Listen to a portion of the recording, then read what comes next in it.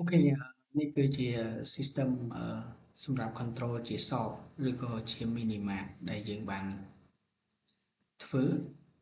អញ្ចឹងឥឡូវយើងចូលទៅមើល system របស់យើងបន្តិចដែលយើងបានធ្វើរួចរាល់ស្ទើរតែ100%ហើយ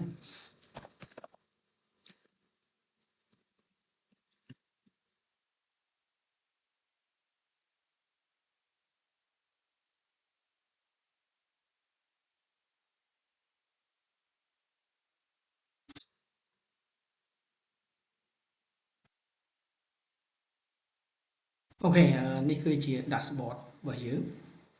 របស់ system របស់យើងអញ្ចឹងក្នុង icon ខាងឆ្វេងដៃនេះគឺជា menu ដែលយើងមានទី1គឺមាន sell item ទី2គឺ all sell ទី3គឺ product គឺផលិតផលរបស់យើងទី4គឺ customer ទី5គឺ ledger ទី6 profit ហើយទី7គឺ return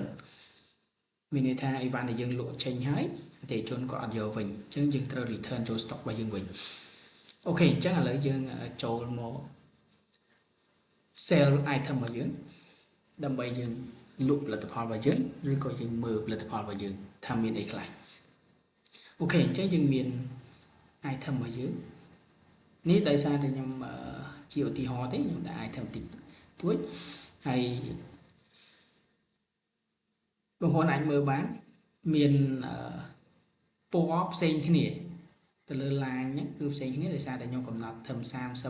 30ពី10រហូតដល់30អាហ្នឹងគឺ medium គឺវាអត់ទាន់ជា low stock ទេប៉ុន្តែធំជាង30គឺវា high អញ្ចឹងកន្លែងហ្នឹងគឺយើងគ្រាន់តែកំណត់ពណ៌វាទេដើម្បីយើងអាចងាយស្រួលក្នុងការ control អូខេឥឡូវឧទាហរណ៍ថាអតិថិជនគាត់មកទិញ iPhone 18 Pro Max មួយគ្រឿងអញ្ចឹងគ្រាន់តែយើង click លើ item ដែលអតិថិជនចង់ទិញទៅហើយគាត់ទិញមួយគ្រឿងអញ្ចឹងក្នុងមួយគ្រឿងយើង set តម្លៃហើយគឺ$1299អញ្ចឹងមកគាត់ទិញ2គ្រឿងអញ្ចឹងគឺយើងគ្រាន់តែ add បូកទៅនឹងលេខ2ក៏បានឬក៏បងប្អូនចុចលើរូបនឹងម្ដងទៀតក៏បានវាដូចគ្នាអញ្ចឹង2គ្រឿង2500បន្ទាប់មកទៀតគឺបងប្អូនអាចរើស customer របស់យើងអញ្ចឹងគឺ customer យើងធម្មតា walk in អញ្ចឹងយើងរើស walk in ទៅអញ្ចឹងក្នុងនេះតើគាត់ទិញដល់2គ្រឿងតើយើង discount គាត់អត់បើសិនជាយើង discount យើងដាក់ amount discount មកអញ្ចឹងឧទាហរណ៍ថាឥឡូវអត់ទាន់មាន discount ទេអញ្ចឹង$2598អញ្ចឹងឥឡូវខ្ញុំដាក់ថាខ្ញុំ discount $98អញ្ចឹងតម្លៃ discount $98នឹង pop up នៅលើនេះអញ្ចឹងតម្លៃ total ដែលអតិថិជនត្រូវ pay គឺ$2500បន្ទាប់មកទៀតតើអតិថិជន pay ទៅតាមណាតាម cash តាម online តាម credit អញ្ចឹងគ្រាន់តែបើសិនជាអតិថិជនគាត់យកថាជា cash ឬក៏ជា online យើងគ្រាន់តែ select មកជា cash យើងគ្រាន់ select cash បន្ទាប់មកយើងគ្រាន់តែចុច post invoice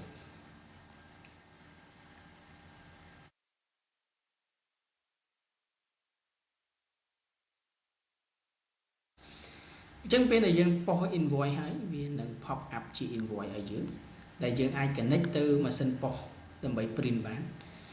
តែដោយសារតែក្នុងនេះគឺយើង connect ទៅម៉ាស៊ីន print ធម្មតាអញ្ចឹងយើងគ្រាន់តែចុច print មកគឺវានឹងចេញទៅម៉ាស៊ីន print របស់យើងដែល automatic អូខេវាចេញបែបនេះ report របស់យើង all sale របស់យើងតើយើងលក់បានប្រមាណហើយអញ្ចឹងយើងអាចចូលមក all sale ហើយយើងមើល item ដែលយើងបានលក់ទីហោថាឥឡូវយើងចង់ print ជា invoice នឹងឡើងវិញម្ដងទៀតយើងអាចចុចកន្លែង print លើ item របស់យើងនេះគ្រាន់តែយើងចុច print ទៅវានឹង pop ឲ្យយើងឡើងវិញអញ្ចឹងចំនួន2គ្រឿងតម្លៃអញ្ចឹងយើងអាច print ឡើងវិញបានចង់បានគឺយើងចង់ដឹងថាយើងលក់បានប្រមាណហើយយើងចំណេញបានប្រមាណគឺនៅក្នុងនេះគឺយើងមាន design មួយគឺ profit report អញ្ចឹងគ្រាន់តែបងប្អូនចុច profit report មកវានឹង show ឲ្យយើងជា report តាម item ដែលយើងបានលក់អញ្ចឹងនៅក្នុងនេះគឺវាមាន today មាន yesterday មាន this week មានអីចឹងទៅអញ្ចឹងគឺក្នុងនេះដោយសារតែខ្ញុំ test នៅក្នុងថ្ងៃទាំងអស់ទេអញ្ចឹងវាយើងយក today គឺវាចេញ item ទាំងអស់ហ្នឹងដូចគ្នាអញ្ចឹងឧទាហរណ៍ថា យើងចង់មើល iPhone 18 Pro Max ដែលយើងលក់បានទាំងអស់ដែលខ្ញុំបាន testing ទាំងអស់ហ្នឹងសរុបទាំងអស់6គ្រឿងហើយយើងទទួលបានផលចំណេញ 1800 បន្ទាប់ពីយើងលក់បាន6គ្រឿងហើយអញ្ចឹងគឺកន្លែងហ្នឹងគឺយើងមានកន្លែងកំណត់ថាខុសយើងតម្លៃប្រមាណក្នុងមួយដើមហើយយើងលក់ចេញតម្លៃប្រមាណអញ្ចឹងគឺក្នុងនេះ system វានឹងគណនាឲ្យយើងដោយស្វ័យប្រវត្តិអញ្ចឹងអ្វីដែលបងប្អូនស្មុគស្មាញដែលបងប្អូនឈឺក្បាលជាងគេបំផុតរងថ្ងៃដែលយើងអត់មាន system គ្រប់គ្រងហើយយើងចង់ឲ្យ system ជួយគឺតាក់ទងនឹងការ return event ត្រឡប់មកវិញអញ្ចឹងនៅក្នុងនេះគឺយើងមានជា function return event នៅពេលដែលអតិថិជនគាត់អត់យកឬក៏គាត់សុំផ្លាស់ប្ដូរ event អីចឹងទៅអញ្ចឹងគឺកន្លែងនេះគឺជាមាន function return មួយអញ្ចឹងរបៀបនៃការ return event គឺយើងគ្រាន់តែចូល function return បន្ទាប់មកយើងចុច process return បន្ទាប់មកទៀតបងប្អូនគ្រាន់តែវាយលេខវិក័យប័ណ្ណរបស់បងប្អូនហើយបន្ទាប់មកយើង search រក event មួយហ្នឹងអញ្ចឹងយើងឃើញវានឹងចេញព័ត៌មាន detail វានឹងទៅរកព័ត៌មាន detail របស់យើងឲ្យអញ្ចឹងតើតើនឹងព័ត៌មានទាំងអស់ហ្នឹងវានឹង pop up ឡើងវិញហើយបន្ទាប់មកអតិថិជនថាអត់ទេខ្ញុំយកមួយវិញព្រោះក្នុងនេះបើសិនជា item ហ្នឹងគាត់ទិញ2យើងអាចបូកបន្ថែមបានទេប៉ុន្តែយើងអាចថយបានមានន័យថាពាក្យថា return គឺវាអាចតិចជាងមុនវាអាចច្រើនជាងមុនទេអញ្ចឹងយើងអាច return គាត់យកតែមួយវិញទេអញ្ចឹងបន្ទាប់មកយើងដាក់ remark មក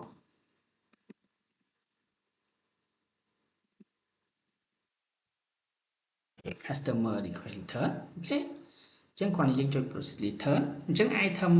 iPhone 18 Pro Max ហ្នឹងវានឹងទៅកើននៅក្នុង stock មួយឡើងវិញអូខេអញ្ចឹងយើងមានមុខងារផ្សេងច្រើនទៀតតែនេះ